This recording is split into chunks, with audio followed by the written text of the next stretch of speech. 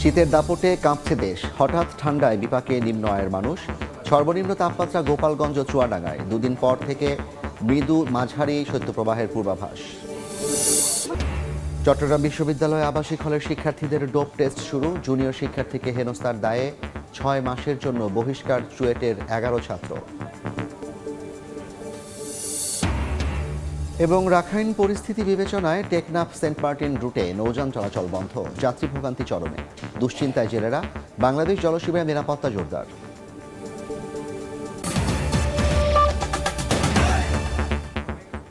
বাংলা সময়ের সঙ্গে আছি আমি জাফর সাদিক। কনকনে ঠান্ডায় জবুথবু উত্তরের জনপদ। বিভিন্ন জেলায় বইছে হিমেল বাতাস। তীব্র শীতে জরুরি কাজ ছাড়া বাইরে বের হচ্ছেন না মানুষ। আয় কমে যাওয়ায় কষ্ট বেড়েছে শ্রমজীবী মানুষের।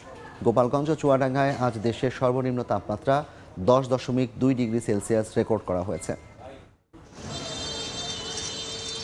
হেমন্তের বিদায় বেলায় প্রকৃতিতে কনকনে শীত। ঝিরিঝিরি বৃষ্টির মতো ঝরছে কুয়াশা। হিমশীতল বাতাসের দাপটের পাশাপাশি সূর্যের দেখা মেলা ভার। মধ্যরাত থেকে শুরু হয় ঘন কুয়াশা, নামতে থাকে তাপমাত্রার পারদ, সেই সঙ্গে বাড়ে শীতের তীব্রতা। বৃহস্পতিবার সকালে চুয়াডাঙ্গা ও গোপালগঞ্জে দেশের সর্বনিম্ন তাপমাত্রা রেকর্ড করা হয় 10.2 ডিগ্রি সেলসিয়াস। স্থানীয় আবহাওয়া অফিস বলছে মৌসুমি বায়ুর প্রভাবে তাপমাত্রা আরো কমবে। যাচ্ছে না, এত পরিমাণে ঠান্ডা পড়েছে, এই ঠান্ডাতে আমরা বাড়াতে পারছি না, হাত পা খুব কাটাচ্ছে। এদিকে হাড় কাঁপানো শীতে বিড়ম্বনায় নিম্ন আয়ের মানুষ। কাজের খোঁজে বাইরে এসেও উপায় দেখছেন না তারা। সবচেয়ে বেশি দুর্ভোগে ছিন্নমূল জনগোষ্ঠী। এমন ঠান্ডা প্রচুর ঠান্ডা। হ্যাঁ, বর্তমানে আর কাজ কাম হচ্ছে না, ঢিলঢাল অবস্থা খুব খারাপ, কাজ কাম নাই, খুব দুর্দিন, খুবই দুর্ভোগ। ভাড়া কম হয়েছে, কেউ ঘর থেকে বাড়াতে পারছে না। এদিকে ঘন কুয়াশার কারণে পাটুরিয়া, দৌলতদিয়া, আরিচা, কাজিরহাট ও ধাওপড়া নাজিরগঞ্জ নৌরুটে মধ্যরাত থেকে বন্ধ ছিল ফেরি চলাচল। পরিস্থিতি কিছুটা ভালো হলে 7 ঘন্টা পর সকাল 9টা থেকে স্বাভাবিক হয় নৌরুটটি। ওমর ফারুক, সময় সংবাদ। স্বৈরাচাররা পুনরায় ক্ষমতায় আসার স্বপ্ন দেখলে তারা বোকার স্বর্গে বসবাস করছে বলে মন্তব্য করেছেন বিএনপির স্থায়ী কমিটির সদস্য ডক্টর আব্দুল মঈন খান। বিকেলে নরসিংদীর পলাশে সাবেক খাদ্যমন্ত্রী আব্দুল মোনেম খানের 40তম মৃত্যুবার্ষিকী স্মরণ সভায় একথা বলেন তিনি। দেশের ছাত্র জনতার শক্তির কাছে সব স্বৈরাচার পরাজিত হবে বলেও মন্তব্য করেন বিএনপির এই কেন্দ্রীয় নেতা। তারা যদি মনে করে থাকে তারা আবার বাংলাদেশে এসে তাদের স্বৈরাচার আবার নতুন করে কায়েম করবে, তাহলে আমি স্পষ্ট ভাষায় বলে দিতে চাই, তারা প্রকাশ স্বর্গে বসবে। জনগণ যাকে সুষ্ঠু নিরপেক্ষ নির্বাচনের মাধ্যমে ভোট দিয়ে বিজয়ী করবে, সেই জনগণের সত্যিকার প্রতিনিধি হবে। দামি এমপি দিয়ে সংসদ গঠন করা যাবে না। গরিব মানুষ খেতে পায় না, আর ভূমিদস্যুরা নিজেদের বাড়িতে ধানের আড়ত তৈরি করে। সরকারি খরচে ভূমিহীনদের জমি বুঝিয়ে দিতে কমিটি গঠনের আহ্বান জানিয়েছেন বৈষম্য বিরোধী ছাত্র আন্দোলনের মুখ্য সংগঠক হান্নান মাসুদ। সকালে নোয়াখালীর হাতিয়ায় এক বৈঠকে তিনি একথা বলেন। নতুন বাংলাদেশ গঠনের জন্য ডক্টর ইউনূসের হাতকে আমরা শক্তিশালী করব ইনশাআল্লাহ। যেখানে সন্ত্রাস দেখবো সেখানে প্রতিরোধ করে তুলবো। সেটা যদি আমার আপন ভাই হয় তার বিরুদ্ধে প্রতিরোধ করে তুলতে হবে। যে অপরাধী তাকে চোখের দিকে তাকিয়ে বলতে হবে আপনি অপরাধী। যদি আমি ভুল করি আমাকে চোখের দিকে তাকিয়ে বলতে হবে আপনি এটা ভুল করেছেন। এটা না বলতে পারলে আমি নিজেও ফ্যাসিস্ট হয়ে উঠতে পারি। চট্টগ্রাম বিশ্ববিদ্যালয়ে শুরু হলো আবাসিক হলের শিক্ষার্থীদের ডোপ টেস্ট। ছাত্রদের দিয়ে শুরু হলেও পর্যায়ক্রমে সবাইকে আনা হবে ডোপ টেস্টের আওতায়। চট্টগ্রাম বিশ্ববিদ্যালয়ে শুরু হলো আবাসিক হলের শিক্ষার্থীদের dope test. Sir F Rahman হলের ছাত্রদের মাধ্যমে এই প্রক্রিয়া শুরু করা হয়। বৃহস্পতিবার সকাল 9:30টায় এই প্রক্রিয়া উদ্বোধন করেন উপাচার্য অধ্যাপক ডক্টর মোহাম্মদ ইয়াহিয়া আক্তার। চট্টগ্রাম বিশ্ববিদ্যালয় মেডিকেল সেন্টারে এফ রহমান হলের শিক্ষার্থীদের নমুনা সংগ্রহ করেন বিশ্ববিদ্যালয়ের বায়োকেমিস্ট্রি বিভাগের শিক্ষার্থীরা। খরচ কমাতে বিশ্ববিদ্যালয়ের নিজস্ব ল্যাবে করা হবে পরীক্ষা। যখন চট্টগ্রাম বিশ্ববিদ্যালয়ের ছাত্রছাত্রী ভর্তি হয় তখন যদি ডোপ টেস্টটা নেওয়া হয় তখন মনে হয় যে আমাদের জন্য এটা আরো বেশি ইফেক্টিভ হবে আর কি। এটা তো শুধু হল ভিত্তিক হয়েছে। আমি মনে করি যে প্রত্যেক পুরা হলে পুরা ভার্সিটিতে যত স্টুডেন্ট আছে সবাইকে ডোপ টেস্টের আওতায় আনা দরকার। ৩৫০ টাকা ব্যয়ে শিক্ষার্থীরা চট্টগ্রাম বিশ্ববিদ্যালয়ের মেডিকেল সেন্টারে স্যাম্পল দিচ্ছেন। এতে ব্যবহার করা হচ্ছে আমেরিকান কিড।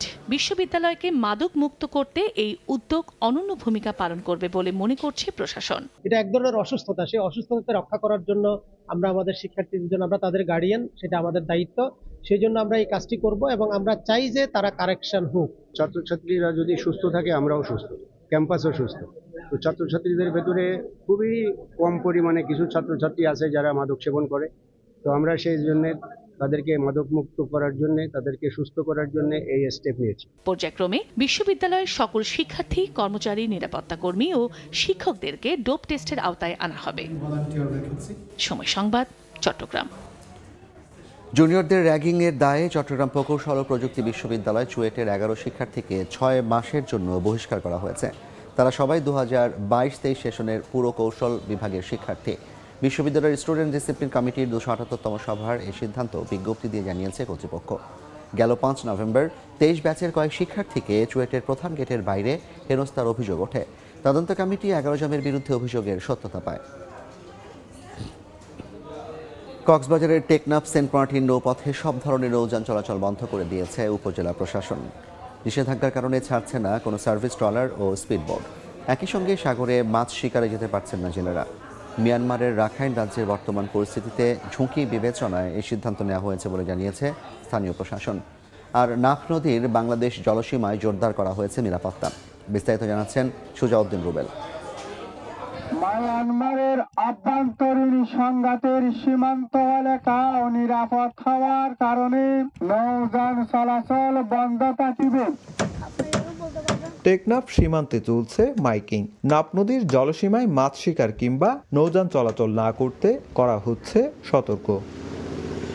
টেকনাফের বাসিন্দাদের বড় একটি অংশ মাছ ধরে জীবিকা নির্বাহ করে, কিন্তু সরকারি নিষেধাজ্ঞার কারণে ট্রলার নিয়ে নাফ নদী হয়ে যেতে পারছেন না সাগরে। আবার সতর্ক করে দিয়ে অসুবিধা আছে কিলো জালে। টেকনাফের কায়ুকখালী খাল, প্রতিদিনের মতো এই খাল থেকে সেন্ট মার্টিনের উদ্দেশ্যে ছেড়ে যায় সার্ভিস ট্রলার ও স্পিডবোট, যার জন্য লোড করা হয়েছিল মালামালও। যাত্রীরা ঘাটে আসলেও কোনো ট্রলার না ছাড়ায় আটকা পড়েন তারা। এটা আপাতত 4-5 দিনের জন্য স্থগিত করছে, ওই জন্য আমরা টেকনাফে আটকে পড়ে আছি। স্থানীয় প্রশাসন জানিয়েছে টেকনাফ সীমান্তের ওপারের এলাকা দখলে নিয়েছে আরাকান আর্মি। আমাদের যে টেকনাফ সীমান্তবর্তী মায়ানমার বর্ডার পুরোটা জায়গার নিয়ন্ত্রণ তারা নিয়েছে এবং এই পর্যায়ে আমাদের এইখানে যেন কোনো অনুপ্রবেশকারী যেন ঢুকতে না পারে, এই জন্য বিজিবি এবং কোস্টগার্ড সতর্ক অবস্থানে রয়েছে। এমন পরিস্থিতিতে নাফ নদীতে টহল জোরদার করেছে বিজিবি ও কোস্টগার্ড। অনুপ্রবেশ রোধে সীমান্তে নিশ্চিত নিরাপত্তায় জলে ও স্থলে দেওয়া হচ্ছে টহল। সুজাউদ্দিন রুবেল, সময় সংবাদ, কক্সবাজার। একযোগেও শেষ হয়নি খুলনা শিপইয়ার্ড সড়ক প্রশস্তকরণ কাজ। দফায় দফায় মেয়াদ বাড়লেও কাজ হয়েছে 70% আর ব্যয় বেড়েছে প্রায় 3 গুণ। এজন্য সংশ্লিষ্ট দপ্তরগুলোর সমন্বয়হীনতা ও দুর্নীতিকে দুষছেন বিশেষজ্ঞরা। আর সরকারি অর্থের অপচয় বলছেন স্থানীয়রা। নিয়ামুল হোসেন কোচির ছবিতে তানজিম আহমেদের রিপোর্ট। খুলনা মহানগরের অন্যতম প্রবেশদ্বার শিপইয়ার্ড সড়কের জন্য এক যুগের অপেক্ষা নগরবাসী। তবে এক এক সময় এক এক দফতরের খোঁড়াখুড়িতে নাজেহাল অবস্থা সড়কটির। এক সময় একটা গ্রুপ এসে কাজ করে যায়, দীর্ঘদিন লাগাচ্ছে কাজের জন্য। একবার করে তারা অল্প একটু করে আবার থেমে যায়। এর আগে সড়কের বিভিন্ন স্থানের নালা ভেঙে অন্তত 3-4 বারও নির্মাণ করে ঠিকাদারি প্রতিষ্ঠান। এমন গোজামিলের পেছনে সংশ্লিষ্ট দফতরগুলোর সমন্বয়হীনতা ও দুর্নীতিকে দুষছেন বিশেষজ্ঞরা। সমন্বয়হীনতার মূলে রয়েছে আমাদের উদ্যোগের অভাব, আমাদের সংস্কৃতি। এই অবস্থায় বিভিন্ন সীমাবদ্ধতার কথা জানিয়ে ওয়াসার কর্মকর্তা বলছেন দ্রুত শেষ হবে কাজ, ক্ষতি হবে না সড়কের। ইতিমধ্যে 3 কিলোমিটারের মধ্যে আমরা প্রায় 1700 মিটার করে ফেলছি। বাকি যে কাজটা আছে আশা করি জানুয়ারির মধ্যে আমরা শেষ করতে পারব। শিপইয়ার্ড সড়ক প্রশস্তকরণ ও উন্নয়ন প্রকল্প একনেকে অনুমোদন পায় 2013 সালে। 5 দফায় সময় বেড়ে 60 ফুট প্রশস্ত সড়কটির নির্মাণ কাজ চলতি বছরের জুনে শেষ হওয়ার কথা থাকলেও ফের 1.5 বছর বাড়ানোর প্রস্তাবনা দেওয়া হয়েছে। তানজিম আহমেদ, সময় সংবাদ, খুলনা। বাংলা সময়। ইসকন নেতা চিন্ময় গ্রেপ্তার নিয়ে দেশবিরোধী নানা ষড়যন্ত্রের মধ্যেও ভারত বাংলাদেশ সরকারের আন্তরিকতায় বেনাপোল স্থলবন্দরে স্বাভাবিক রয়েছে দুদেশের বাণিজ্য ও পাসপোর্টধারী যাতায়াত ব্যবস্থা। বাণিজ্যিক নেতারা বলছেন ব্যবসায়িক সেবা বা ভিসা বন্ধ হলে দুই দেশেরই ক্ষতি হবে। এই জন্য উস্কানিদাতাদের বিচ্ছিন্ন ঘটনা সম্পর্কে সরকারকে সজাগ থাকার আহ্বান জানান তিনি। দেশের ৮০% মানুষ পাসপোর্টধারীরা যাতায়াতে ব্যবহার করে এই স্থলবন্দর, যেখানে বছরে প্রায় 23 লাখ যাতায়াতকারীদের কাছ থেকে ভিসা ফি বাবদ ভারত সরকারের আয় হয় 150 কোটি টাকা। আর 14 লাখ মার্কিন ডলার বিনিয়োগের পণ্য এদেশে রপ্তানি করে ভারত।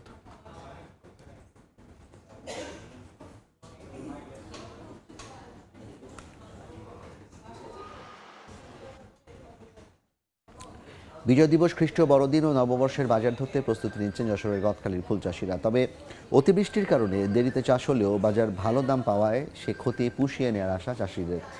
আবুল কালাম আজাদের ছবি ও জুয়েল মৃধা তথ্য নিয়ে রিপোর্ট।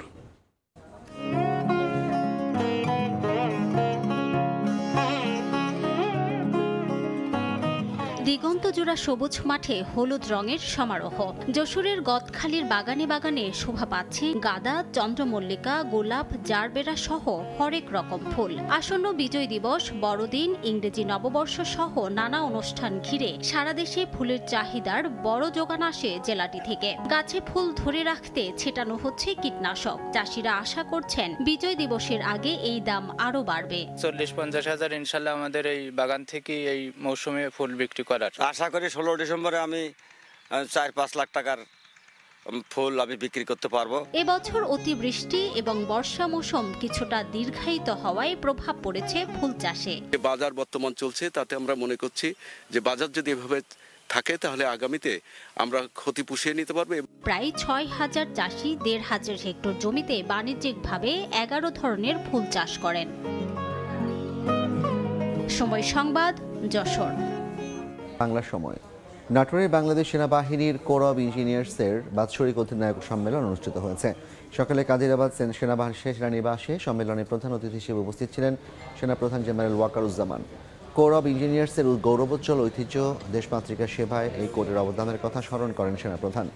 আধুনিক ও যুগোপযোগী প্রশিক্ষণের মাধ্যমে 21শ শতাব্দীর চ্যালেঞ্জ মোকাবিলায় সদা প্রস্তুত থাকার জন্য কোরের সকল সদস্যের প্রতি আহ্বান জানান তিনি।